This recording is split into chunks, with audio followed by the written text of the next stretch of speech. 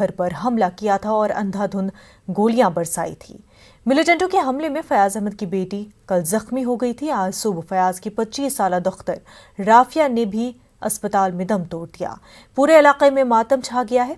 फयाज अहमद की तदफीन अमल में लाई गई है। जम्मू कश्मीर के एलजी मनोज सिन्हा ने इस हादसे की सख्त अल्फाज में मजम्मत की है और जल्द इंसाफ की बात कही है।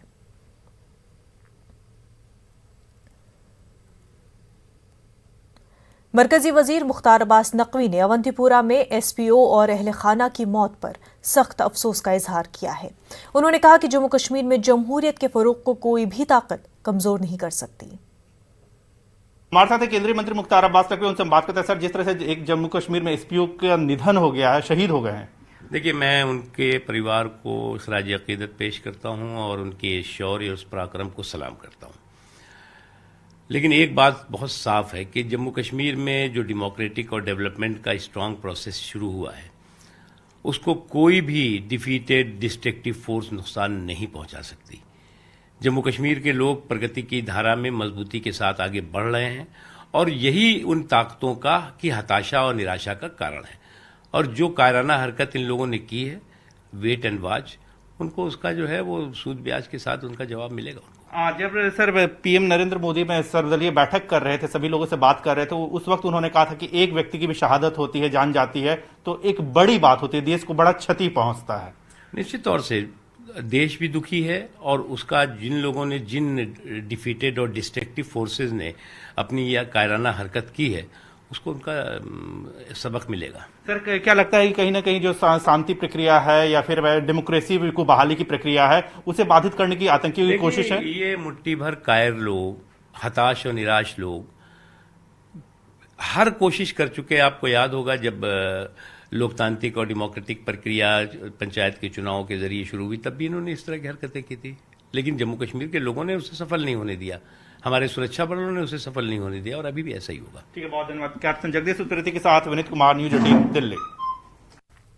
महबूबा मुफ्ती ने अवंतीपुरा में मिलिटेंटों के हमले की मजम्मत की है। कहा, इस बुज़दिलाना हमले की मजम्मत के लिए कोई अल्फाज नहीं है। महबूबा मुफ्ती ने मरने वालों की मग़फ़िरत के लिए दुआ की। अल्लाह चाहने वालों को सदमा बर्दाश्त करने की हिम्मत दे, ऐसा महबूबा मुफ्ती ने ट्वीट करके लिखा है। वहीं एनसी के नायब सदर उमर अब्दुल्ला ने इस हमले की मजम्मत की है। एसपीओ फयाज अहमद, उनकी अहलिया और बेटी पर हमले की शदीद अल्फाज में मजम्मत की है। उमर अब्दुल्ला ने मिलिटेंटों के हमले को बुज़दिलाना करार दिया है। मरने वालों के लिए जन्नत की दुआ की है।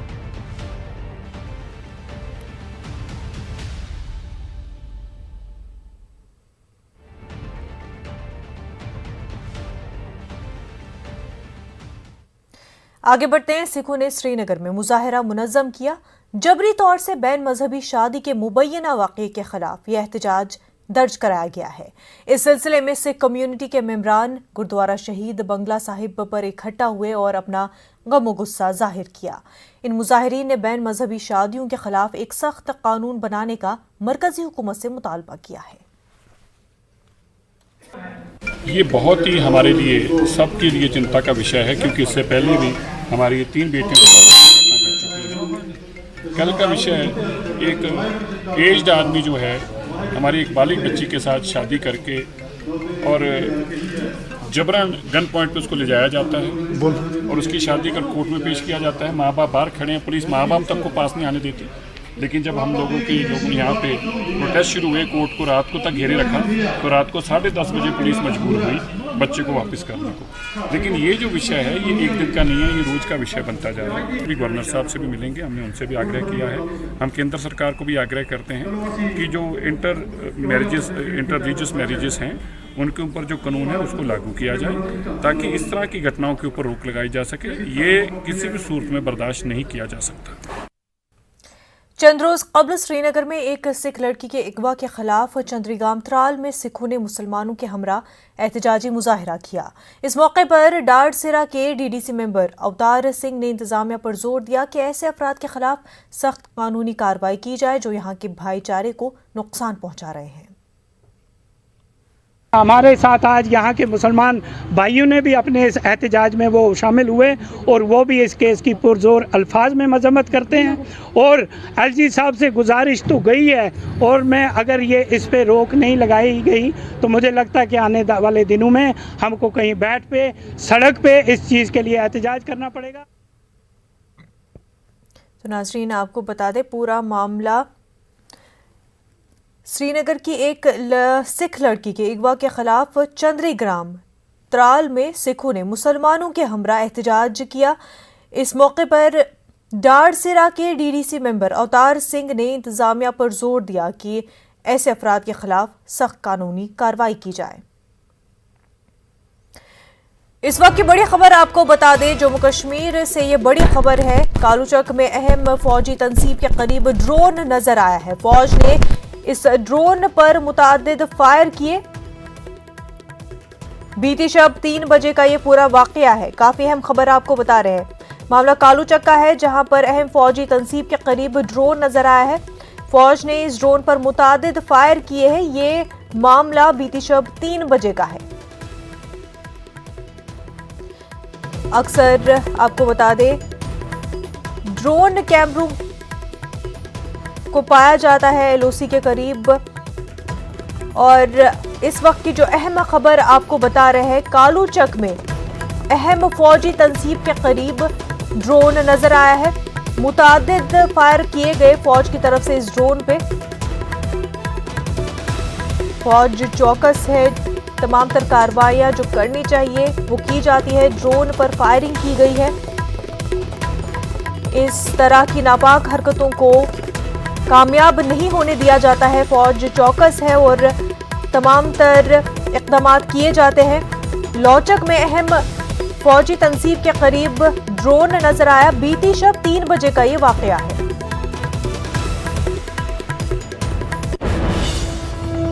आगे बढ़ते हैं। उत्तर प्रदेश के गाजियाबाद के लोनी इलाके में कत्ल की वारदात अंजाम दी गई। हमलावरों ने एक ही खानदान के 4 अफराद पर गोलियां बरसाईं। फायरिंग के नतीजे में 3 अफराद हलाक जबकि 1 जख्मी हो गया। हमलावरों ने कपड़े के ताजिर रईसुद्दीन, उनके अहलिया और 2 बेटों पर फायरिंग की, जिसमें रईसुद्दीन और उनके 2 बेटों की मौत हो गई, जबकि जख्मी अहलिया की हालत नाजुक बताई जा रही है। महलुकीन में 65 साल के रईसुद्दीन, 28 साल के अजहरुद्दीन और 24 साल के इमरान शामिल है। रईसुद्दीन की अहलिया फातिमा अस्पताल में जेर इलाज है। फैड की आवाज़ हुई, ऐसी आवाज़ आई जैसे बाप मुझे बुला रहा हो। हम सामने ही रहते हैं जी। अब जैसे भगे भगे आए, वो मेरी मम्मी ने दरवाज़ा खोला, इतने बदमाश भग गए। एक भाई मेरा वहाँ पड़ा था, एक भाई मेरा वहाँ पड़ा था, मेरे पापा वहाँ पड़े।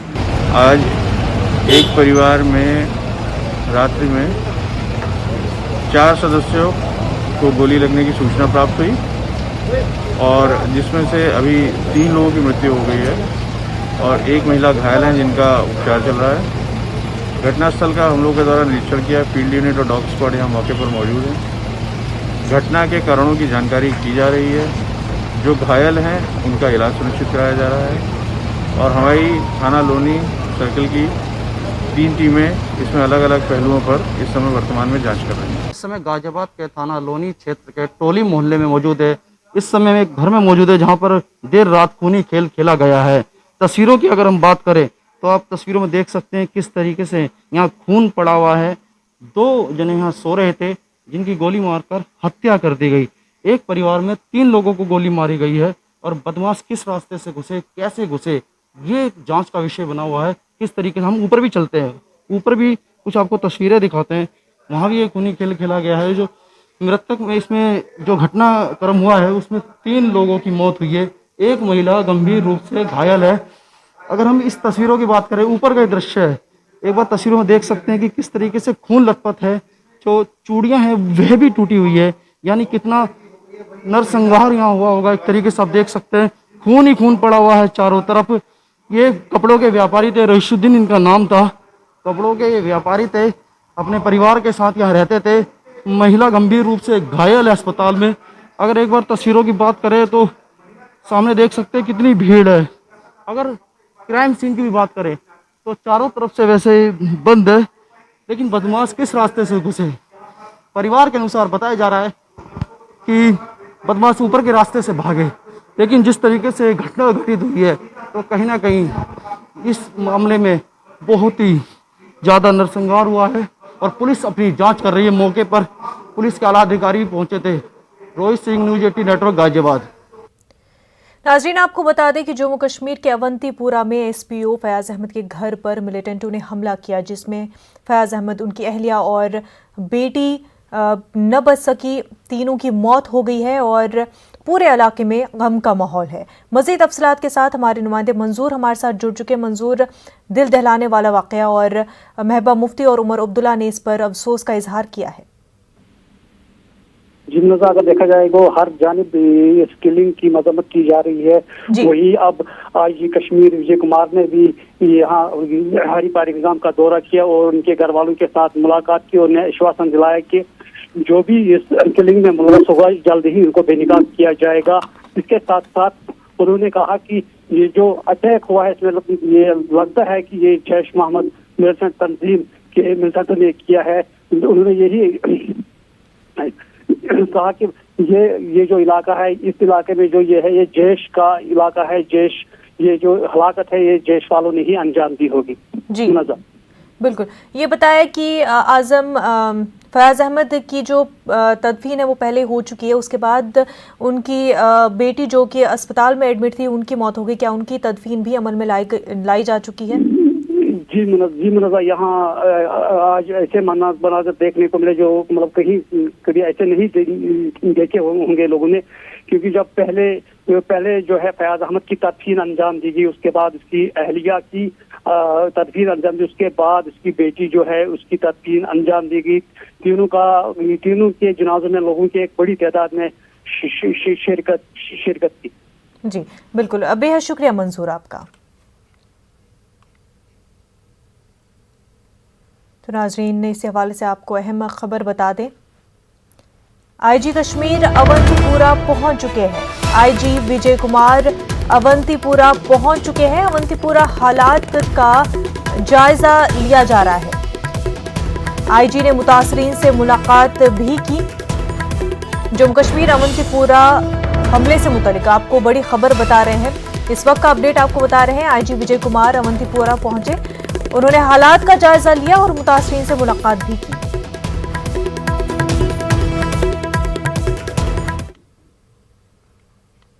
फ्रंट पर काम करते हैं, हर दफा टारगेट रहे, नई बात नहीं है। जैसा कि इस एरिया में मिलिटेंट का मूवमेंट रहता है, तो रात 2 टेररिस्ट आए और हुलिया से लग रहा था कि एफटी है, और उन्होंने हमारे एक एसपीओ पर डजन फायर किया। उनकी माँ बेटी को बचाने के उसको भी फायर किया। तीनों को हॉस्पिटल ले गया गया, बाद में शहीद हो गए। हम लोग को बहुत दुख है और बहुत जल्दी इसको आइडेंटिफाई करके इसको यूटिलाइज करेंगे। तो कुछ जानकारी मिली किस आउटफिट से है? ऑब्वियसली इस एरिया में जब मूवमेंट जैश मोहम्मद का है, इस लोकल एरिया में ये जैश का ही होगा। सर, आपको लगता है पूरा प्लान करके किया गया था? वक्त हो गया एक छोटे से ब्रेक का, जल्द होंगे हाजिर।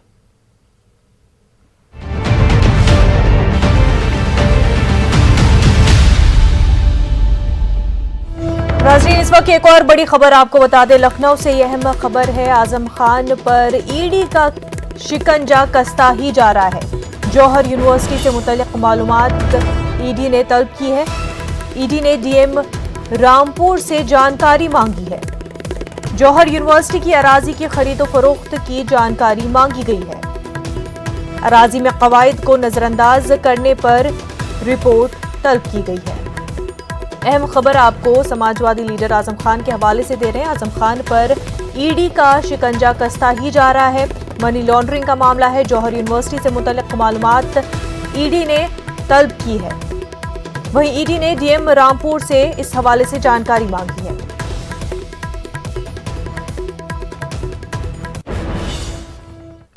उत्तर प्रदेश में सियासी सरगर्मियां तेज है। बीजेपी, समाजवादी पार्टी और बहुजन समाज पार्टी के साथ साथ कई छोटी जमातें भी सरगर्म हैं। उत्तर प्रदेश ऑल इंडिया इत्तेहाद और मुस्लिमीन ने 100 से ज्यादा सीटों पर आइंदा असेंबली इंतखाबात में उतरने का ऐलान किया है।